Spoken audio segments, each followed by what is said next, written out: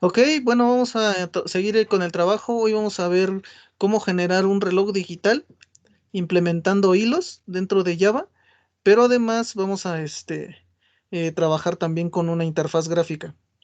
La idea es que se pueda ejecutar y se puede ir actualizando constantemente, tanto los minutos, los segundos como las horas. Ahorita va a estar corriendo ya en pantalla. Entonces ahí tenemos ya el reloj digital. Estamos hablando de formato de 12 horas y con diferenciación entre pasado meridiano y antes meridiano. Ajá, lo conocido como AM o PM. Bien, si se dan cuenta, bueno, está corriendo, están cambiando los segundos. Vamos a dejar que cambie al siguiente minuto. Y necesitamos observar algunos elementos. De entrada, son dos dígitos que se utilizan para poder implementar los segundos, pero ¿qué pasa, por ejemplo, cuando empezamos desde uno? Ok, ahí tenemos uno y si se dan cuenta aparece un cero antes del uno, 2, 3, 4 y una vez que cambie al segundo número 10 quita ese cero y en su lugar, bueno, pues sigue utilizando los dígitos, dos dígitos para los segundos y de igual forma con los minutos y en el caso de que existieran las horas después del 9 cambia igual. ¿Vale? Entonces, vamos a tomar esas consideraciones. No sé, cuando ustedes puedan ejecutar su reloj, tienen que estar revisando esa parte. Bien, vamos a detenerlo.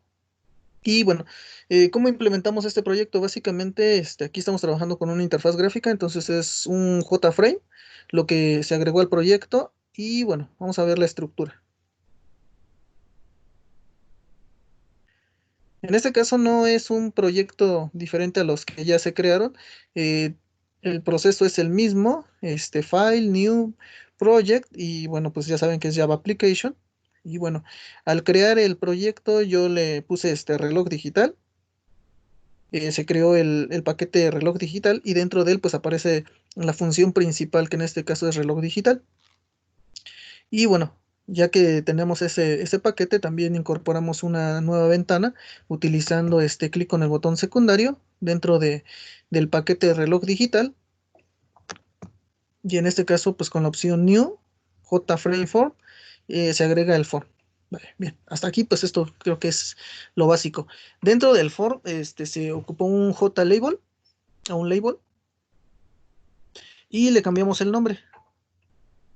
En este caso, el nombre de este JLabel es hora completa. Bien, ahí le pueden cambiar las propiedades de tamaño, de estilo, de color, lo que ustedes necesiten, para que se vea con una forma un tanto más interesante. Yo lo dejé en un diseño muy básico. Bien, vámonos a la función principal para ver qué es lo que tenemos.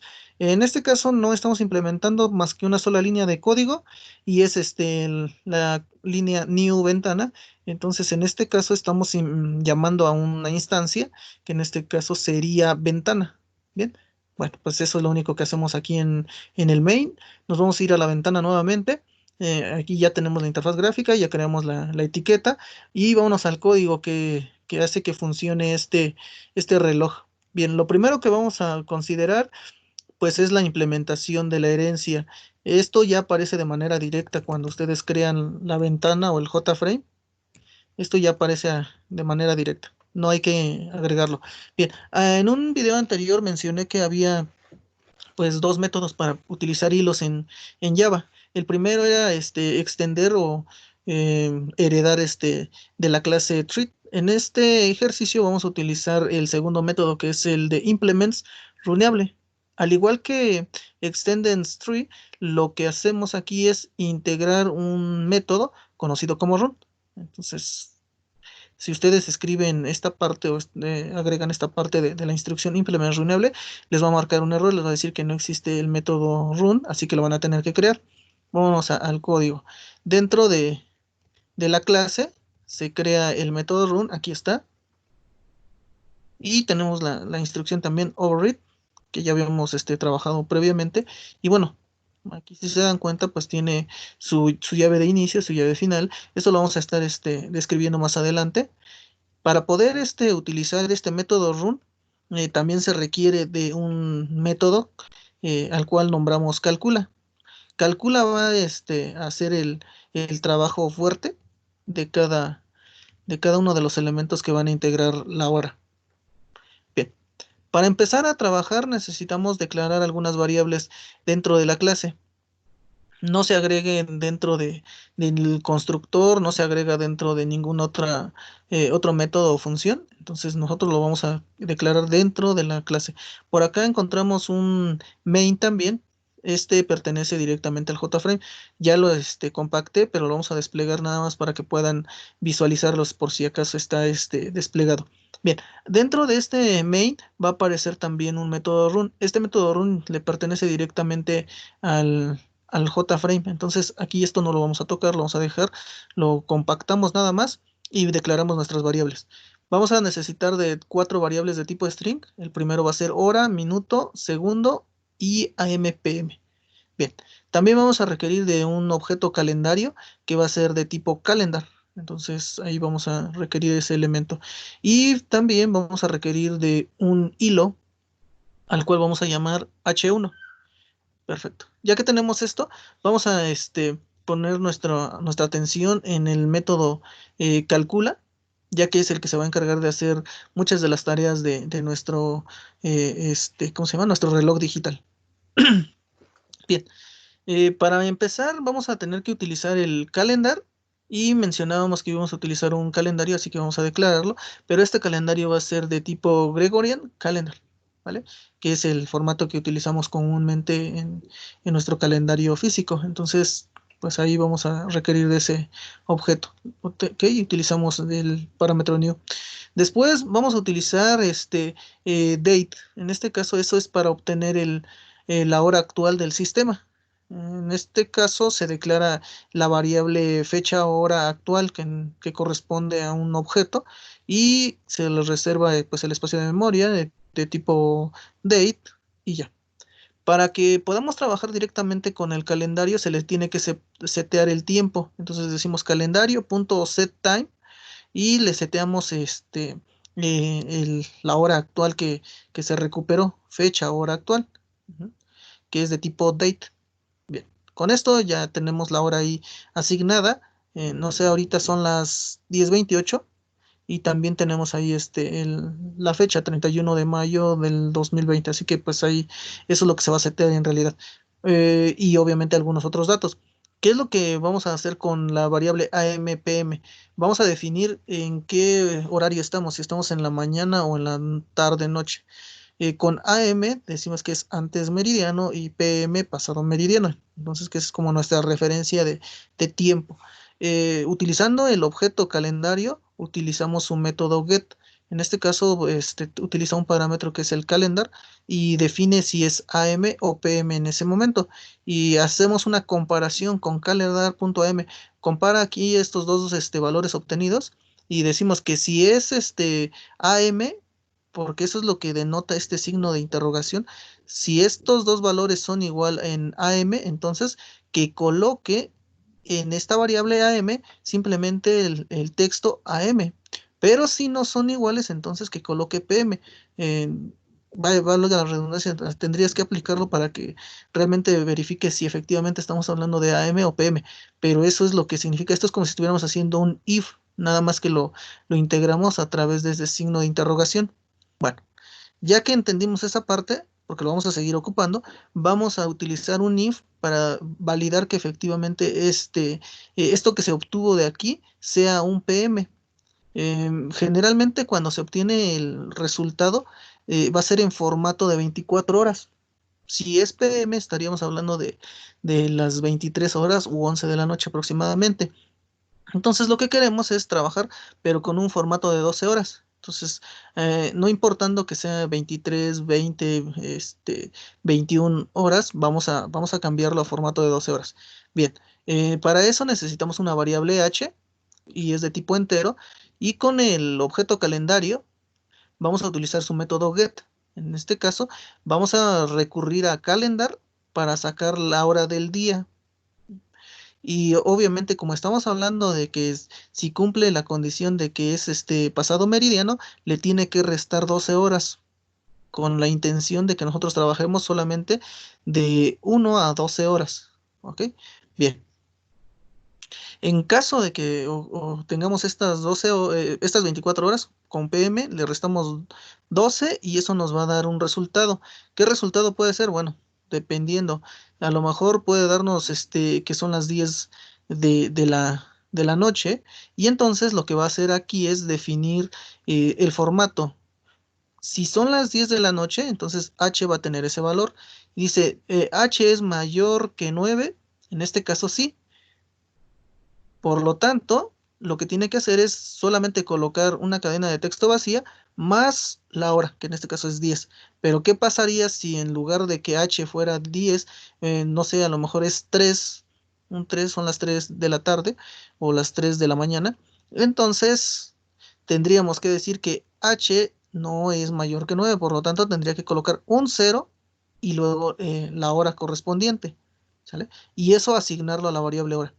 Bien. Si no es PM lo que se obtuvo de, de esta evaluación, entonces es una M. Por lo tanto, ¿qué va a suceder? La hora también se va a tener que, se le tiene que dar un formato, de la misma manera que en el caso anterior.